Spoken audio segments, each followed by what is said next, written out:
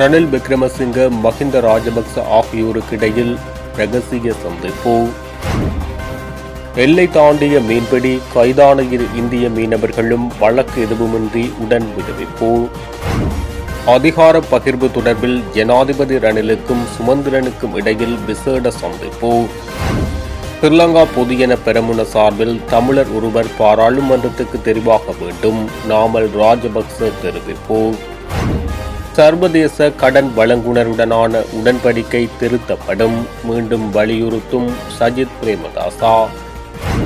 பொது வேட்பாளர் தோல்வியின் பின் அரசியல் தீர்வு குறித்து அரசாங்கத்துடன் பேச்சு நடாத்த முடியாத நிலைமை ஏற்படும், சுமந்திரன் தெரிவிப்பு. இந்திய மீனவர் உயிரிழப்பு விவகாரம், இலங்கை பதில் உயர்ஸ்தானிகரை அழைத்து கடும் எதிர்ப்பை வெளிப்படுத்திய இந்தியா.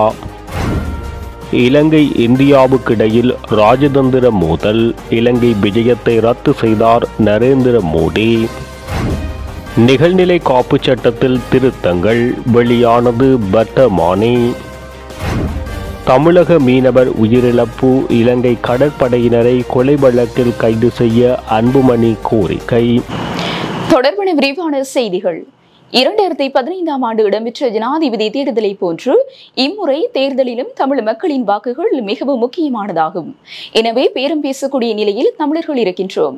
அவ்வாறு இருக்கையில் அந்த ஆற்றலை புறந்தள்ளி தமிழ் பொது வேட்பாளர் ஒருவரை களமிறக்குவது பொறுப்பற்ற செயலாகும் என தமிழரசுக் கட்சியின் பாராளுமன்ற உறுப்பினர் எம்.ஏ. சுமந்திரன் தெரிவித்துள்ளார். இந்த தேர்தலில் தமிழ் பொது வேட்பாளர் தோல்வியடைந்ததன் பின்னர் ஆட்சிபீடமேறும் பெரும்பான்மையின ஜனாதிபதி தலைமையிலான அரசாங்கத்துடன் தமிழர்களுக்கான தீர்வு குறித்து பேச்சுவார்த்தை நடத்த முடியாத நிலை ஏற்படும் என விசனம் வெளியிட்டுள்ளார். எதிர்வரும் ஜனாதிபதி தேர்தலில் போட்டியிட இருக்கும் வேட்பாளர்களுடன் பேச்சுவார்த்தைகளை நடாத்துவதற்கு தாம் தீர்மானித்திருக்கும் நிலையில் அதன் ஊரங்கமாக சயித் பிரேமதாசா மற்றும் அனுரகுமார திசாநாயக்க ஆகியோருடன் ஏற்கனவே பேச்சுவார்த்தைகள் நடாத்தப்பட்டிருப்பதாக சுட்டிக்காட்டிய சுமந்திரன், எதிர்வரும் காலத்தில் தமிழர்களுக்கான தீர்வு குறித்து வேட்பாளர்களுடன் பேச்சுவார்த்தைகள் முன்னெடுக்கப்படும் எனவும் தெரிவித்தார். அதேவேளை இம்முறை ஜனாதிபதி தேர்தலில் பொது வேட்பாளர் ஒருவரை களமிறக்கி தமிழ் மக்களின் கோரிக்கைகளை முன்வைப்பதனூடாக அக்கோரிக்கைகள் பலமற்றதாகிவிடும் என கருசனை வெளியிட்ட அவர், இம்முறை போன்று அடுத்த தேர்தல்களிலும் தமிழ் மக்கள் சார்பில் பொது வேட்பாளர் ஒருவர் களமிறக்கப்படுவாரா எனவும் கேள்வி எழுப்பினார். 2015ஆம் ஆண்டு ஜனாதிபதி தேர்தலை போன்று இம்முறை ஜனாதிபதி தேர்தலிலும் தமிழ் மக்களின் வாக்குகள் மிக முக்கியமானவையாகும். அதன் விளைவாக தற்போது நாம் பேரம் பேசக்கூடிய வழிநிலையில் இருக்கின்றோம். அவ்வாறு இருக்கையில் அந்த ஆற்றலை புறந்தள்ளி பொது வேட்பாளர் ஒருவரை களமிறக்குவது பொறுப்பற்ற செயலாகும் என தெரிவித்த சுமந்திரன், அது மாத்திரமன்றி இந்த தேர்தலில் தமிழ் பொது வேட்பாளர் தோல்வியடைந்ததன் பின்னர் ஆட்சிபீடமேறும் பெரும்பான்மையின ஜனாதிபதி தலைமையிலான அரசாங்கத்துடன் தமிழர்களுக்கான தீர்வு குறித்து பேச்சுவார்த்தைகளை நடாத்த முடியாத நிலை ஏற்படும் எனவும் விசனம் வெளியிட்டுள்ளார். இந்திய மீனவர் ஒருவர் உயிரிழந்து மற்றும் ஒருவர் காணாமல் போயுள்ள சம்பவம் தொடர்பாக டெல்லியில் உள்ள இலங்கை பதில் உயர்ஸ்தானிகரிடம் தமது வலுவான எதிர்ப்பை வெளிப்படுத்தியுள்ள இந்திய வெளிவிவகார அமைச்சு, மீனவர்கள் விடயத்தை மனிதாபிமான முறையில் கையாள வேண்டும் எனவும் இரு நாடுகளுக்கும் இடையிலான புரிந்துணர்வை இறுக்கமாக பின்பற்ற வேண்டிய அவசியத்தையும் வலியுறுத்தியுள்ளது. நெடுந்தீவை அண்மித்த கடற்பரப்பில் 1ஆம் தேதி வியாழக்கிழமை அதிகாலை இந்திய மீன்பிடி படகும் இலங்கை கடற்படைக்கு சொந்தமான கப்பலும் மோதிய சம்பவத்தில் இந்திய மீனவர் ஒருவர் உயிரிழந்திருப்பதுடன் மேலும் ஒருவர் காணாமல் போயுள்ளார். இந்த சம்பவம் தொடர்பில் டெல்லியில் உள்ள இலங்கை பதில் உயர்ஸ்தானிகரிடம் தமது எதிர்ப்பை காட்டமாக வெளிப்படுத்திய இந்திய வெளிவிவகார அமைச்சு இது குறித்து ஊடக அறிக்கை ஒன்றையும் வெளியிட்டுள்ளது. அவ்வறிக்கையில் கச்சதீவுக்கு வடக்கே 5 மைல் தொலைவில் இலங்கை கடற்படை கப்பலும் இந்திய மீன்பிடி படகும் மோதிய சம்பவம் வியாழக்கிழமை அதிகாலை பதிவாகியுள்ளது. அப்படகில் இருந்த 4 பேரில் துரதிருஷ்டவசமாக ஒருவர் உயிரிழந்திருப்பதுடன் மற்றொருவர் காணாமல் போயுள்ளார். இரு மீனவர்கள் காப்பாற்றப்பட்டு காங்கேசன் துறைக்கு கொண்டு செல்லப்பட்டுள்ளனர். காணாமல் போன மீனவரை தேடும் பணிகள் தொடர்ந்து முன்னெடுக்கப்பட்டு வருகின்றன. அதேவேளை யாழ்ப்பாணத்தில் உள்ள இந்திய கொன்சுலர் அலுவலக அதிகாரியை காங்கேசன் துறைக்கு விரைந்து சென்று பாதிக்கப்பட்ட மீனவர்களுக்கும் அவர்களது குடும்பத்தாருக்கும் அவசியமான ஒத்துழைப்பை வழங்குமாறு அறிவுறுத்தப்பட்டுள்ளது. அதேபோன்று புதுடெல்லியில் உள்ள இலங்கையின் பதில் உயர்ஸ்தானிகரை வியாழக்கிழமை காலை வெளிவிவகார அமைச்சுக்கு அழைத்து இந்த சம்பவம் தொடர்பில் எமது வலுவான எதிர்ப்பை பதிவு செய்தோம். அத்தோடு இந்த சம்பவத்தின் போது துரதிருஷ்டவசமாக இடம்பெற்றுள்ள உயிரிழப்பு தொடர்பில் எமது அதிர்ச்சியையும் வேதனையையும் வெளிப்படுத்தினோம். கொழும்பில் உள்ள எமது உயர்ஸ்தானிகரும் இவ்விடயம் குறித்து இலங்கை அரசாங்கத்திடம் அவரது கரிசனையை வெளிப்படுத்துவார். மீனவர்களுடன் தொடர்புடைய விவகாரத்தை மனிதாபிமானமான ரீதியில் அணுகுமுறையுடன் கையாள வேண்டும் என இந்திய அரசாங்கம் எப்போதும் வலியுறுத்தி வருகிறது. இது குறித்து இரு நாட்டு அரசாங்கங்களுக்கு இடையில் நிலவும் புரிந்துணர்வு வலுவாக பின்பற்றப்பட வேண்டும். படையினர் பிரயோகத்தில் மீள் நிகழாமையை உறுதிப்படுத்துவதற்குரிய உச்சபட்ச முயற்சிகள் மேற்கொள்ளப்பட வேண்டும். இந்திய மீனவர்களின் பாதுகாப்புக்கு அரசாங்கம் அதிகபட்ச முன்னுரிமை அளிக்கிறது. இலங்கை தலைமையுடனான சந்திப்புகளின் போது இந்திய மீனவர் விவகாரம் குறித்து தொடர்ச்சியாக கரிசனைகள் வெளியிடப்பட்டு வந்திருக்கின்றது என அவ்வறிக்கையில் தெரிவிக்கப்பட்டுள்ளது. எதிர்வரும் ஜனாதிபதி தேர்தலில் தற்போதைய ஜனாதிபதி ரணில் விக்ரமசிங்கவுக்கு ஆதரவு வழங்க கட்சி தீர்மானித்தால் நான் எனது ஆதரவை வழங்குவேன் என பொதுஜன பெரமுனவின் தலைவரும் முன்னாள் ஜனாதிபதியுமான மஹிந்த ராஜபக்ச தெரிவித்துள்ளார். மேலும் மேற்குறித்த கருத்தானது ஊடகவியலாளர் ஒருவர் எழுப்பிய கேள்விக்கு பதிலளிக்கும் போது அவர் இதனை குறிப்பிட்டார். ஊடகவியலாளர் ஒருவர் முன்னாள் ஜனாதிபதியான மஹிந்த ராஜபக்சவிடம் ஜனாதிபதி ரணில் விக்ரமசிங்கவுக்கு இன்னும் ஆதரவு இருக்கிறதா என கேள்வி எழுப்பினார். அதற்கு கட்சியை தீர்மானிக்க வேண்டும், நான் இல்லை, தீர்மானத்தை மாற்ற வேண்டும் என கட்சி கூறினால் அதனையும் செய்வேன் என மஹிந்த ராஜபக்ச தெரிவித்துள்ளார். இந்திய பிரதமர் நரேந்திர மோடியின் இலங்கை விஜயம் ரத்து செய்யப்பட்டுள்ளதாக புதுடெல்லியை மேற்கோள் காட்டி இந்திய ஊடகங்கள் செய்தி வெளியிட்டுள்ளன. இந்திய பிரதமர் நரேந்திர மோடி இந்த மாத இறுதி வாரத்தில் இலங்கைக்கு விஜயம் செய்ய திட்டமிட்டிருந்தார். இந்திய பிரதமர் நரேந்திர மோடியின் 3வது பதவி பிரமாண நிகழ்வில் கலந்து கொண்டிருந்த ரணில் விக்ரமசிங்க இலங்கைக்கு விஜயம் மேற்கொள்ளுமாறு அழைப்பு விடுத்திருந்தார். இந்த அழைப்பை ஏற்றுக்கொண்ட இந்திய பிரதமர் ஆகஸ்ட் மாதம் இலங்கைக்கு விஜயம் செய்வதாக அறிவித்திருந்தார். இந்த நிலையில் இந்திய பிரதமரின் இலங்கை விஜயத்தை ஏற்பாடு செய்யும் நோக்கில் இந்திய வெளிவிவகார அமைச்சர் ஜெய்சங்கர் இலங்கைக்கு வருகை தந்து பேச்சுவார்த்தைகளை நடத்தியிருந்தார்.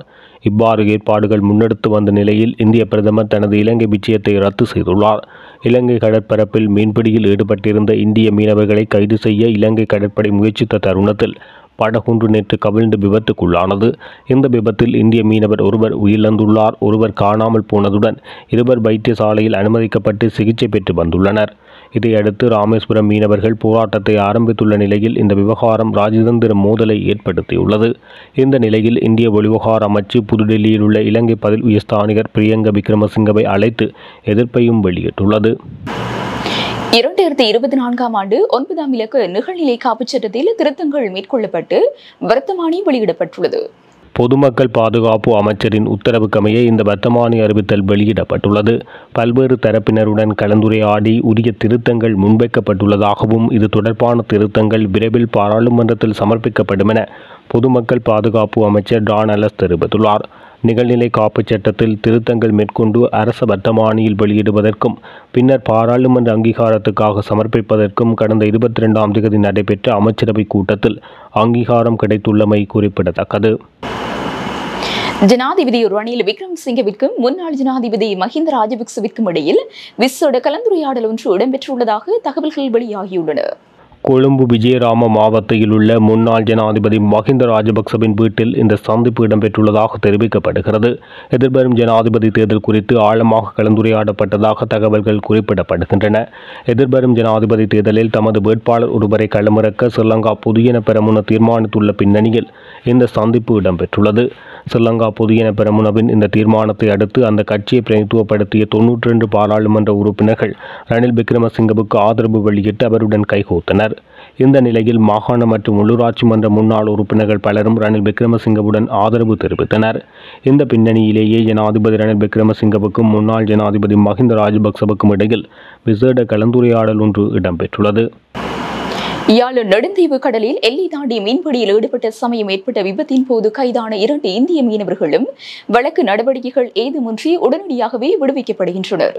எல்லை தாண்டிய இந்திய படகை இலங்கை கடற்படையினர் சிறைபிடிக்க முயன்ற போது கடற்படையினரின் படகு மோதியதில் தமிழக மீனவர் ஒருவர் உயிரிழந்ததோடு மேலும் ஒருவர் காணாமல் போன சம்பவத்தில் 2 மீனவர்கள் கடற்படையினரால் உயிருடன் பிடிக்கப்பட்டனர். இவ்வாறு பிடிக்கப்பட்ட 2 மீனவர்களும் ஊர்காவல்துறை போலீசாரிடம் நேற்று ஒப்படைக்கப்பட்டனர். ஊர்காவல்துறை போலீசாரிடம் ஒப்படைக்கப்பட்ட 2 மீனவர்களும் எந்தவொரு சட்ட நடவடிக்கையும் இன்றி இன்று விடுவிக்கப்படும் அதே நேரம் இழந்த மீனவரின் சடலம் தற்போது யாழ்ப்பாணம் போதனா வைத்தியசாலையின் பிரேத அறையில் வைக்கப்பட்டுள்ளது. இதன் உடற்கூற்று பரிசோதனை இன்று இடம்பெறும் என வைத்தியசாலை தரப்புகள் தெரிவிக்கின்றன. உயிரிழந்தவரின் பிரேத பரிசோதனைகள் இன்று முடிவுற்று நாளை சடலத்தை இந்தியாவுக்கு அனுப்பி வைக்கும் போது உயிருடன் பிடிக்கப்பட்ட 2 மீனவர்களையும் அனுப்பி வைக்கும் நடவடிக்கைகள் துரிதமாக முன்னெடுக்கப்படுகின்றன. இந்த சம்பவத்தில் காணாமல் போன 4வது மீனவர் இதுவரை மீட்கப்படவில்லை என்பது குறிப்பிடத்தக்கது.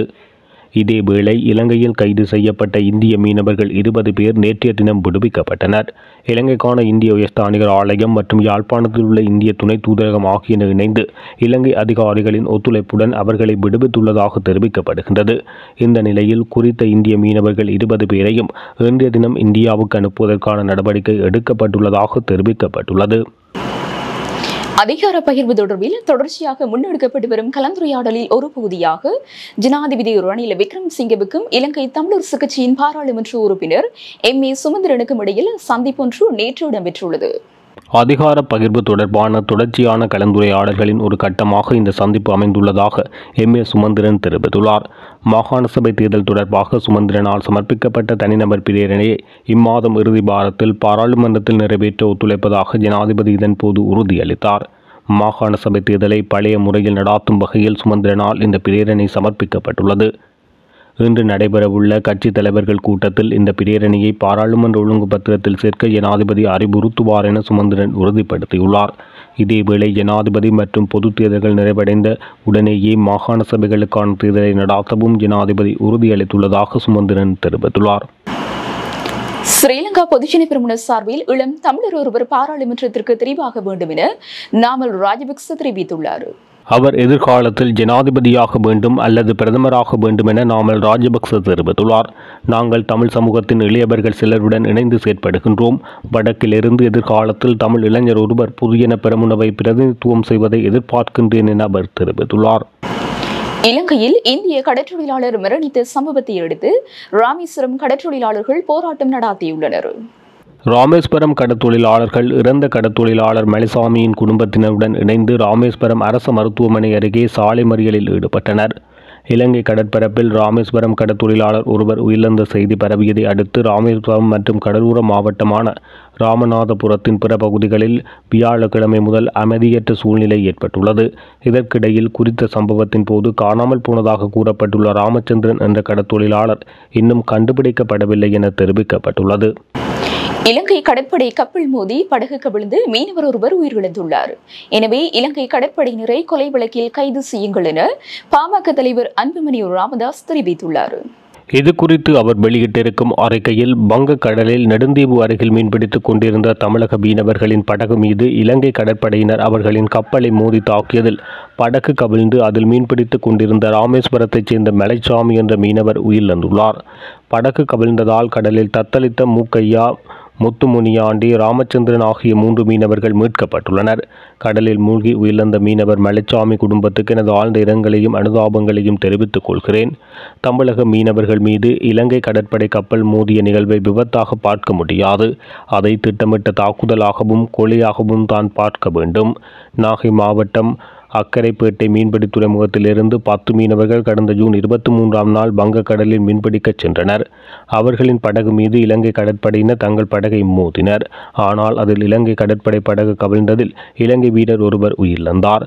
அதற்கு பழிவாங்கும் நோக்கத்துடன் தான் தமிழக மீனவர்கள் மீது இலங்கை கடற்படையினர் அவர்களின் கப்பலை மோதி தாக்கியுள்ளனர். இதை மத்திய மாநில அரசுகள் எளிதாக எடுத்துக்கொள்ளக்கூடாது. தமிழக மீனவர்கள் பாரம்பரியமாக மீன்பிடித்து வந்த பகுதிகளில் தொடர்ந்து மீன்பிடிப்பதற்கு அவர்களுக்கு அனைத்து உரிமைகளும் உண்டு.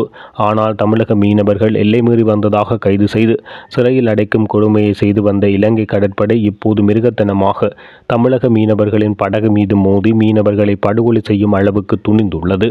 இதற்கு காரணமான இலங்கை படையினர் மீது கொலை வழக்கு பதிவு செய்து அவர்களை சிறையில் அடைத்து தண்டிக்க வேண்டும். தமிழக மீனவர்கள் தொடர்ந்து இலங்கை கடற்படையினரால் கைது செய்யப்படுவதையும் கொலை செய்யப்படுவதையும் மத்திய மாநில அரசுகள் வேடிக்கை பார்த்து கொண்டிருக்கக்கூடாது. இருதரப்பு அதிகாரிகள் மற்றும் மீனவ அமைப்புகளை அழைத்து பேசி இந்திய இலங்கை கடற்பகுதியில் ஒழுங்கமைக்கப்பட்ட ஒப்பந்தத்தின் அடிப்படையில் மீன்பிடிக்க மத்திய மாநில அரசுகள் நடவடிக்கை எடுக்க வேண்டும் என தெரிவித்துள்ளார். இத்துடன் ஜெஃப்னக்லரியின் மதிய நேர பிரதான செய்திகள் நிறைவடைகின்றன. மேலதிக செய்திகளை அறிந்து கொள்ள www.jeffnaclery.lk என்ற இணையதளத்தினூடாக இணைந்து கொள்ளுங்கள்.